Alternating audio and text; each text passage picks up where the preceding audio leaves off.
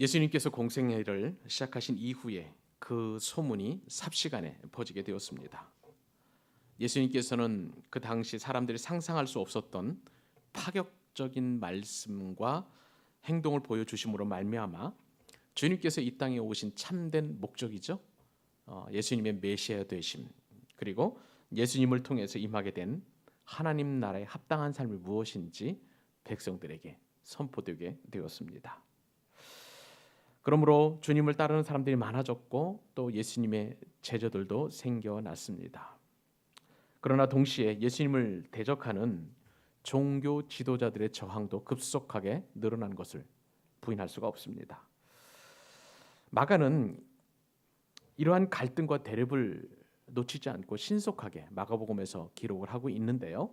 마가복음 2장 1절에서 3장 6절까지 이 본문을 살펴보면 예수님과 그리고 예수님에 대하여 저항하는 사람들이었던 이 바리새인들과 서기관들 사이에 있었던 여러 가지 충돌, 구체적으로 말씀을 드리면 한 5가지 충돌을 아주 자세하게 기록을 하고 있습니다. 그것은 일종의 세계관의 충돌이었고 하나님 나라와 그리고 하나님 나라를 배격하는 그러한 나라의 어떤 싸움이라고 할 수가 있을 것이고요. 그것은 또한 그동안 전통적으로나 혹은 관습적으로 지켜주었던 그런 유대인의 의식법이나 관습법, 이것에 대하여 예수님으로 말미암아 새롭게 출발한 하나님 나라와의 충돌이라고 할 수가 있습니다. 그러므로 참으로 이것은 거대한 전쟁과도 같은 그러한 사안들이 마가복음 2장 1절로 3장 6절까지 기록되어 있습니다. 다 살펴볼 수는 없고 대략 정리를 해드리면 이렇습니다. 우선 첫 번째 충돌은 죄 사함에 관한 그런 논쟁이었습니다. 바리새인들은 예수님께서 중풍병자의 그 죄를 사하시는 그러한 말씀을 하셨습니다. 선언하셨죠. 그랬을 때에 그들의 생각은 어떤 생각을 가지고 있었냐면 이 사람이 어찌 이렇게 말하는가. 신성 모독이로다. 오직 하나님 한 분 외에는 누가 능히 죄를 사하겠느냐라면서 속으로 그들은 생각을 하였습니다. 그들의 속마음을 아셨던 예수님께서는 4명의 친구들의 믿음을 보시고 중풍병자가 지닌 문제의 핵심이라고 할 수 있는 죄 문제를 해결해 주셨습니다. 주님께서는 중풍병자를 고치시면서 사람들에게 이렇게 말씀하셨죠. 인자가 땅에서 죄를 사하는 권세가 있는 줄을 너희가 알게 하려 하노라. 그렇습니다. 주님은 메시아로서 그리고 참된 하나님으로서 모든 죄를 사하실 수 있는 권세가 있음을 분명하게 말씀하셨습니다. 이것이 바리새인들과 서기관들에게는 그렇게 불편한 그런 상황이 아닐 수가 없었던 것이죠. 이것으로 말미암아 큰 충돌이 있었던 것입니다. 두 번째 충돌은 죄인과 함께 먹는 것에 대한 논쟁이었습니다. 갈릴리 바닷가에서 예수님께서는 세리 마태를 부르셨습니다. 우리는 한 3주 정도에 걸쳐서 이 내용을 자세히 다루었습니다. 그런데 세리 마태를 부르시고 난 이후에 세리가 예수님을 잔치에 초청을 하시게 되었습니다. 예수님께서는 이 잔치에 참여하면서 세리와 죄인들과 함께 식탁의 교제를 나누게 되었죠. 그리고 이 모습이 종교 지도자들의 눈에는 그렇게 아름답게 보이지 않았습니다. 그래서 예수님에 대하여 책망하고 그리고 예수님을 질책하는 그런 이야기를 했던 것이죠. 어찌하여 세리와 죄인들과 함께 먹는가? 그들은 당당하게 예수님에 대하여 그렇게 물었습니다. 왜냐하면 그들은 자칭 율법을 지키는 사람들로서 의인이라고 여겼기 때문에 그렇습니다. 그들의 질문에 대하여 예수님이 이렇게 말씀하셨습니다. 건강한 자에게는 의사가 쓸데가 없고 병든 자에게라야 쓸데 있느니라. 나는 의인을 부르러 온 것이 아니라 죄인을 부르러 왔노라. 사람들 입장에서 의인이라고 할 수 있는 바리새인들과 서기관들을 주님께서는 의인으로 여기지 않으셨던 것이죠. 오히려 그들이 볼 때에 죄인이라고 했던 창기와 세리와 그리고 또 여러 죄인들을 주님께서 부르러 오셨고 실제로 그들과 함께 식탁의 교제를 나누신 것입니다. 그러므로 예수님 곁에는 항상 죄인들이 모일 수밖에 없었습니다. 주님은 바로 이러한 죄인과 함께 먹는 것에 대한 논쟁을 감추지 않고 스스럼 없이 그들과 유대인들과 논쟁하셨던 것을 볼 수가 있습니다. 세 번째 논쟁은 오늘 본문입니다. 오늘 본문에서 보면 주로 금식에 관한 논쟁이 나오고 있는 것을 볼 수가 있습니다. 사람들이 물었습니다. 요한의 제자들과 바리새인들의 제자들은 금식하는데 어찌하여 당신의 제자들은 금식하지 아니합니까? 라고 이렇게 물었습니다. 그 당시 전통에 따르면 바리새인들과 그다음에 종교 지도자들은 일주일에 2번 꼭 금식을 하였던 것으로 알려져 있습니다. 월요일과 목요일 아침 6시부터 저녁 6시까지 해가 뜰 때부터 해가 완전히 질 때까지 그들은 금식을 하였던 것입니다. 이러한 그들의 질문에 대해서 예수님께서는 혼인 손님은 신랑과 함께 있을 때 금식하지 아니한다라고 이렇게 말씀하셨습니다. 나아가서 낡은 헌옷에서는 새천을 기우지 못하고 가죽이 삭은 부대에 새수를 담지 못한다는 말씀으로 그들을 책망하시면서 그렇게 묻고 또한 주님에 대해서 책망하는 바리새인들의 생각과 기준이 낡은 것이라고 비판하셨습니다. 이것이 바로 금식에 관한 논쟁이고 오늘 우리가 집중적으로 살펴볼 논쟁이라고 할 수가 있습니다. 네 번째 논쟁은 안식일에 밀 이삭을 먹는 것으로 말미암은 논쟁이었습니다. 그때 당시에 남의 밭에 밀 이삭을 먹는 것은 그리 큰 문제가 되지 않았습니다. 율법적으로도 그게 저촉되지 않는 그런 상황이었죠. 왜냐하면 먹을 것이 귀한 시대이니만큼 시장할 때에 밀밭을 지나다가 밀 이삭을 따먹을 수 있는 얼마든지 따먹을 수 있는 그런 시대였습니다. 그러나 하필이면 그 행위가 안식일에 일어났다는 것이 이 바리새인들의 눈에는 그것이 옳은 일이 아니라고 보였던 것입니다.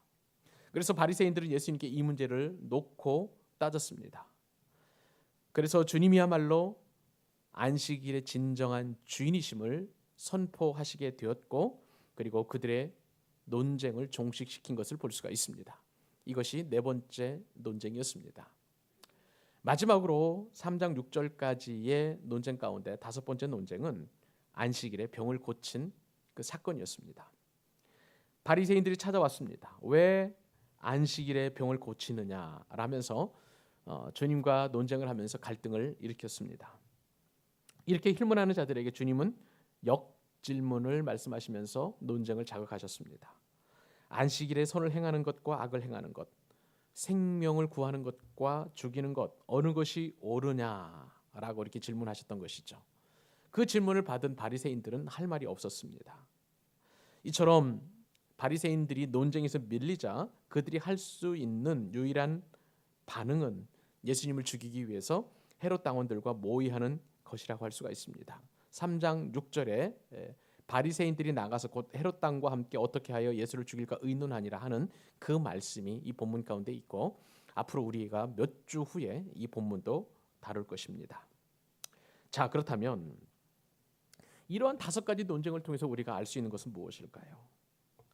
우리는 예수님과 이 바리새인들의 충돌을 통해서 그들의 삶이 그리고 그들이 믿고 있는 진리가 하나님의 말씀에서 하나님의 진정한 진리이신 예수님에게서 얼마나 동떨어진 삶을 살고 있는가를 생각해 보게 되는 것입니다. 바리새인들과 서기관들은 자신들이 이 세상에서 하나님의 법을 가장 잘 지키는 의인이라고 생각을 하였습니다. 그러나 마가복음 저자인 이 마가는 예수님의 사역 앞부분부터 이러한 논쟁들을 낱낱이 기록을 하면서 그들이 얼마나 진리되신 예수님과 동떨어진 삶을 살았는지 고발하고 있습니다. 그것을 의도적으로 보여주고 있다고 할 것입니다. 이 말씀이 오늘날 21세기 우리에게 중요한 이유가 있습니다. 우리 역시도 바리새인들과 똑같은 이유로 예수님과 멀어질 수 있기 때문에 그렇습니다. 오랜 기간 동안 신앙생활을 하다 보면 관성해졌고 타성해졌게 되어 있습니다. 그것이 어느덧 교회에서 전통이 되어서 오히려 교회를 어렵게 만드는 요소가 있는데 그 요소들을 오늘날 우리도 행할 수 있다는 것이 참 문제가 아닐 수가 없는 것입니다. 바리새인들이 가장 두려워한 것이 있었습니다. 그것은 그들의 종교적인 입지와 영향력이 예수 그리스도로 말미암아 축소되는 것입니다. 그들의 기득권 자체가 제한되어지거나 혹은 축소되는 것을 바리새인들과 서기관들, 종교 지도자들은 못 견뎌 하였던 것입니다. 그러니 그들은 자신들이 만들어 놓은 종교적 전통의 잣대로 예수님을 평가할 수밖에 없었던 것이죠. 그래서 예수님을 할 수만 있으면 비판하고 힐난하고 정죄하고, 그리고 우리가 3장 6절에서 읽었던 것처럼 할 수만 있으면 예수님을 죽이려고 그 방법을 모색했던 것을 성경은 그대로 우리에게 증거해 주고 있습니다. 우리 역시 그들의 모습에서 자유로울 수 없다는 것이 큰 문제가 되는 것이죠. 우리가 가지고 있는, 우리가 생각하는 그 어떤 기준으로 정말 복음의 참된 진리를 가로막거나 저항하거나 혹은 재단할 수 있다는 것이 오늘날 이 땅을 살아가는 우리 그리스도인들이 가장 큰 두려움이라고 할 수가 있는 것입니다. 거듭 말씀을 드립니다마는 바리새인들은 자신들이 하나님을 가장 잘 섬긴다고 생각을 했습니다. 그리고 예수라는 사람, 그들은 선지자로 인정을 했죠.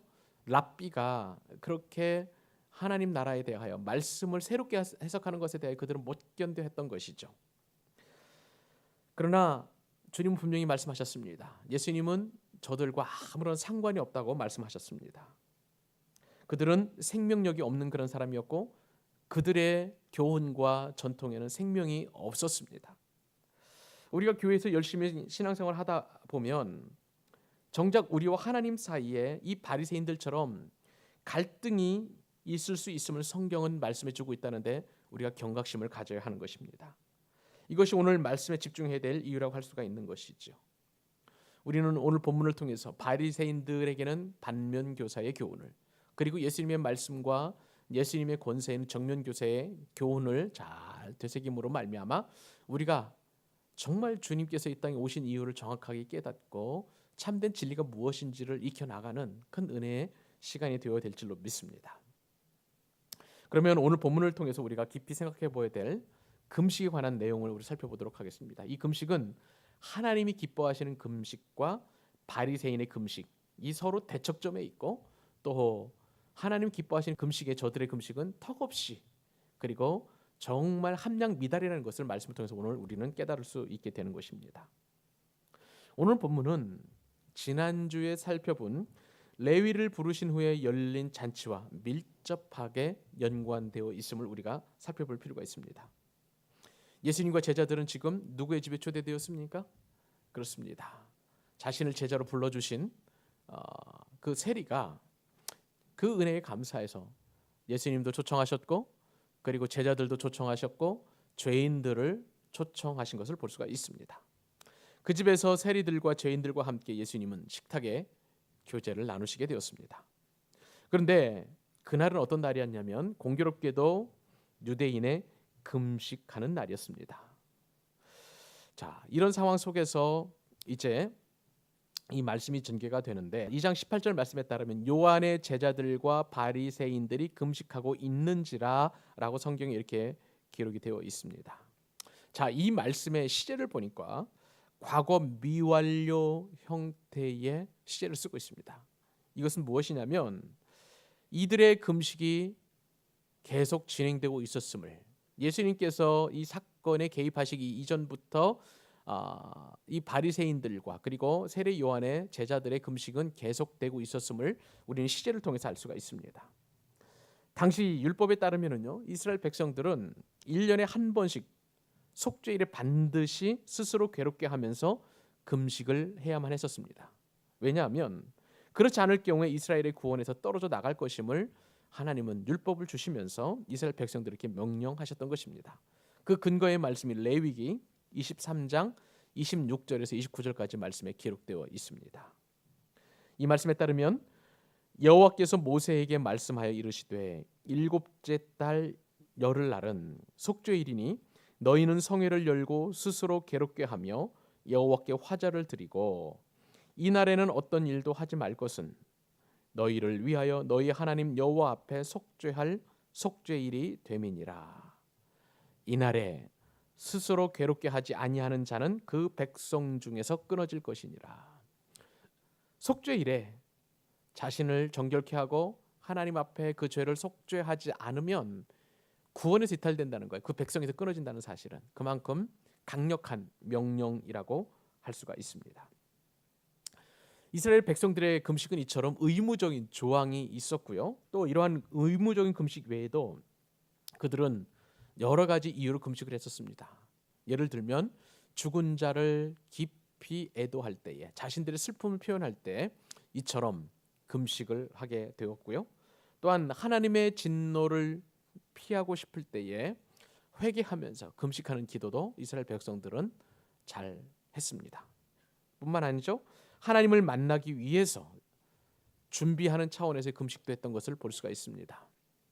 이처럼 금식은 이스라엘 백성들의 신앙생활에서 굉장히 중요한 요소였었고, 때때로 1년에 한 번 정도는 율법에 의한 강제적인 금식도 있었던 것을 볼 수가 있는 것입니다. 또한 성경에 보면은요, 이러저러한 금식하는 많은 성경의 위대한 인물들도 있었던 것을 우리가 압니다. 우리가 잘 아는 것처럼 모세도 금식하면서 기도했고요, 사무엘도 금식하면서 기도했습니다.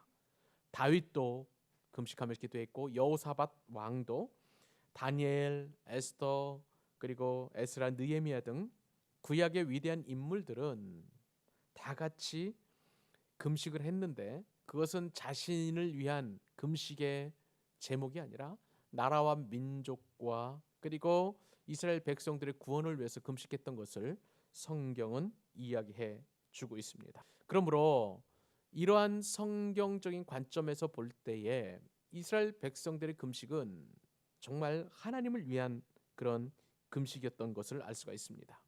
그러므로 성경에서 이야기하는 것은 금식의 주인은 하나님이심을 우리가 깊이 상고해 볼 수 있는 것이죠. 그러므로 금식이라는 것은 어떤 문제가 있고 또 그 문제에 직면했었을 때에 하나님의 도우심을 구하는 것이었고, 그 문제가 해결이 되면 참으로 기도 응답을 해주신 하나님께 영광을 올려드리겠다라는 아주 분명한 전제가 담겨져 있었습니다. 그런데 수많은 사람들이, 특별히 예수님 시대의 종교 지도자들은 이러한 본래의 의미에서 벗어나서 금식을 자랑하는 그 목적을 가지고 금식했던 것을 볼 수가 있습니다. 또 하나님의 뜻과 하나님의 영광을 구하는 대신 자신의 목적을 이루기 위한 그런 하나의 일종의 종교 의식으로 금식을 했고, 또 이러한 금식을 핑계 삼아서 할 일을 안 하는 사람까지 생겨나는 여러 가지 금식에 대한 부정적인 일들이 파생되었던 것을 알 수가 있습니다. 나아가서 이 금식이 얼마만큼 변질이 되었냐면, 금식을 얼마만큼 했는지, 이 금식의 횟수가 참으로 과연 신앙이 좋은가, 종교심이 깊은가, 그렇지 않는가의 판별식으로도 사용되었다는 것이 굉장히 큰 문제였습니다. 그래서 스가랴서를 보면 선지자 시대가 끝나갈 그런 무렵쯤에 이스라엘에는 율법에서 명령한 것 외에도 1년에 4번씩 의무적으로 금식하는 조항이 생기게 되었습니다. 참으로 안타까운 일이 아닐 수가 없는 것이죠. 예수님 시대에도 이러한 스가랴 시대의 어떤 금식의 어떤 율법이라든지 또 전통이 그대로 종교 지도자들에게 답습이 되었고, 또 그러한 상황 속에서 지금 바리새인들은 자신의 기준을 가지고 그러한 종교적 상황을 가지고 지금 예수님께 제자들이 금식하지 않는 것에 대하여 질문하고 있는 것을 볼 수가 있습니다. 그런데 이 바리새인들의 금식에 대한 자랑이 얼마나 지나친지, 그들은요 금식하면서 스스로 의인이라 여기고 얼마나 떳떳하게 기도했는지 누가복음은 이렇게 그들의 외식적인 금식 기도를 고발하고 있습니다. 누가복음 18장 11절로 12절 말씀에 따르면, 바리새인들은 서서 따로 기도하여 이르되, 하나님이여, 나는 다른 사람들 곧 토색, 불의, 간음을 하는 자들과 같지 아니하고 이 세리와도 같지 아니함을 감사하나이다. 나는 일에 2번씩 금식하고 또 소득의 11조를 드리나이다 하면서 자신이 얼마나 금식하면서 종교 생활에 전념하고 있는지 그렇게 자랑하고 있는 모습을 그렇게 성경은 고발하고 있는 것이죠. 이처럼 금식은 정말 하나님의 원래 뜻이 있었습니다. 그리고 본래의 목적도 있었습니다. 그러나 바리새인들의 금식은 그러한 본래 목적과 하나님의 뜻과는 상관없는 금식이라는 것을 우리가 말씀을 상고해 보면서 깊이 생각해 볼 수 있는 것이죠. 그러므로 예수님께서는 이 바리새인들의 금식을 책망하실 수밖에 없었습니다. 오늘 본문을 깊이 상고를 해보면 예수님 당시의 이스라엘 백성이라면 그 시기는 금식해야 될 때인 것만은 사실인 것 같습니다. 왜냐하면 그때 당시에는 로마의 압제로 말미암아 민족적인 재난을 그런 경험하고 있었기 때문에 그들은 금식하면서라도 슬퍼하면서 그리고 애도하기 위한 금식을 해야만 했었고 그들의 금식은 나름대로 정당성을 확보하고 있다라고 우리가 가늠해 볼 수 있었습니다. 그래서 바리새인의 그 사상을 따르는 사람들이나 요한의 사상을 따르는 사람들을 막론하고 금식했을 것으로 추정할 수 있겠죠. 그런데 예수님의 제자들은 금식하지 않았습니다. 이에 대해서 오늘 본문 18절 말씀에 따르면 어떻게 성경은 이야기하고 있습니까? 18절에 보니까 요한의 제자들과 바리새인들이 금식하고 있는지라 사람들이 예수께 와서 말하되 요한의 제자들과 바리새인의 제자들은 금식하는데 어찌하여 당신의 제자들은 금식하지 아니하나이까? 정리하면 바리새인의 제자들과 그리고 요한의 제자들은 금식하는데 왜 당신의 제자들은 금식하지 않습니까? 라고 이렇게 따지는 것을 볼 수가 있는 것이죠. 그러나 바리새인들의 교훈을 따르는 사람들은 그들의 가르침을 표준으로 삼는 그런 사람들이었습니다. 지금 화면에 초점이 안 맞고 있는데 결혼잔치에서의 금식은 적절치 않다고 주님께서 말씀하셨고 낡은 옷에 생배 조각을 대는 것도 옳지 않고 새 포도주는 새 부대에 넣는 것이 합당하다라고 주님은 그들의 질문에 대하여 대답을 하셨습니다.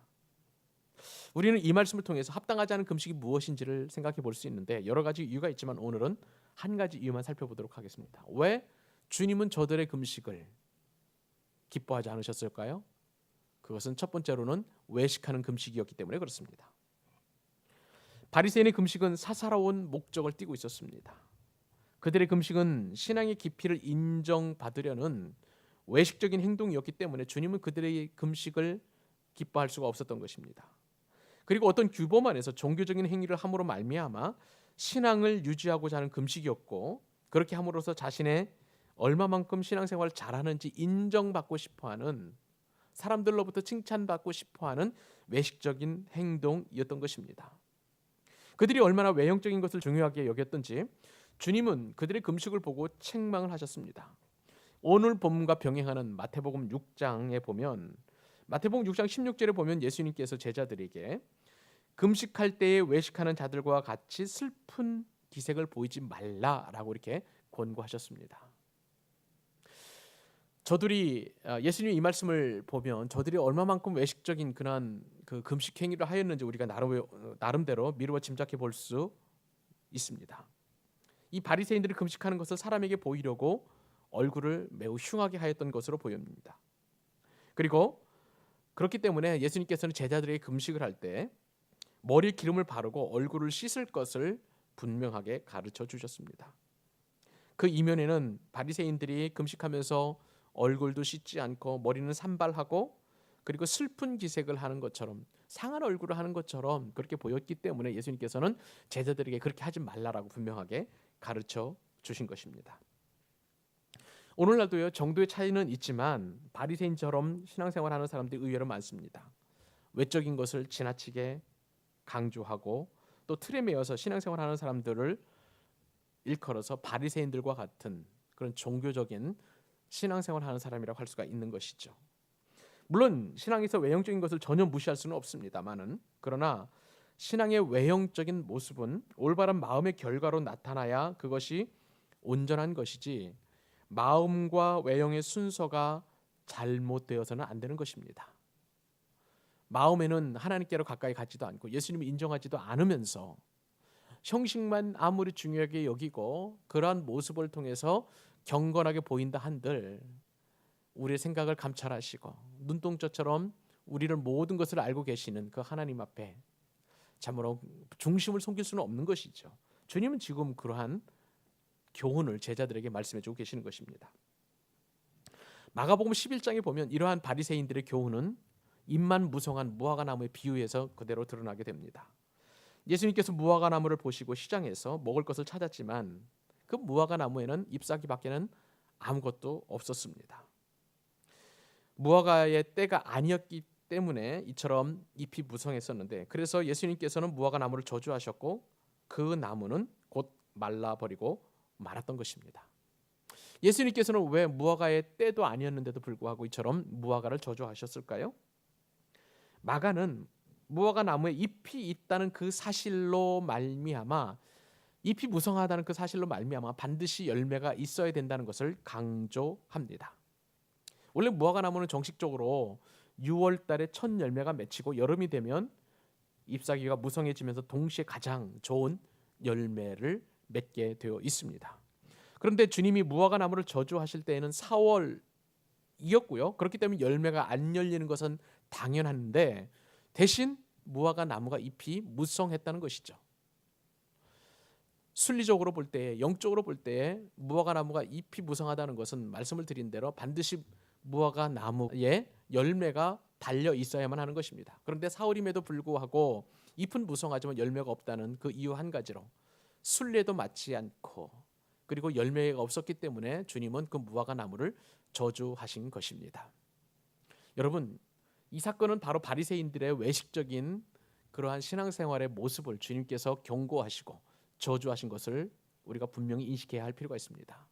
신앙은 이처럼 외형적인 것이 아니라 열매이고 그 결과여야 하고, 그리고 또한 반드시 또 그 신앙의 모습으로 삶으로 나타낸다는 것을 주님은 분명히 말씀하시는 것입니다. 예수님은 오늘 본문을 통해서 본질보다 형식을 중요하는 것이 얼마나 위험한지를 우리에게 분명히 말씀해 주고 계십니다. 열매를 맺지 못하는 외식, 그리고 경건의 모양은 있지만 경건의 능력을 상실한 그런 신앙생활, 교회의 직분을 섬김과 봉사의 직구로 생각하기보다 명예나 혹은 벼슬로 생각하는 것이야말로 껍데기뿐인 신앙생활이고 주님께서 책망하시고 그리고 저주하시는 그러한 삶인 것을 분명하게 오늘 말씀을 통해서 우리에게 교훈해 주고 계시는 것입니다. 안식일에 대한 금식하는 그러한 외식하는 모습에 대하여 오늘 본문을 통해서 우리에게 주시는 귀한 교훈의 말씀 우리가 되새기고, 다음 주에 왜 예수님께서 그토록 바리새인들의 외식하는 금식을 싫어하셨는지 그것을 깊이 묵상해 보면서 더 큰 은혜의 자리로 나아갈 수 있기를 바랍니다.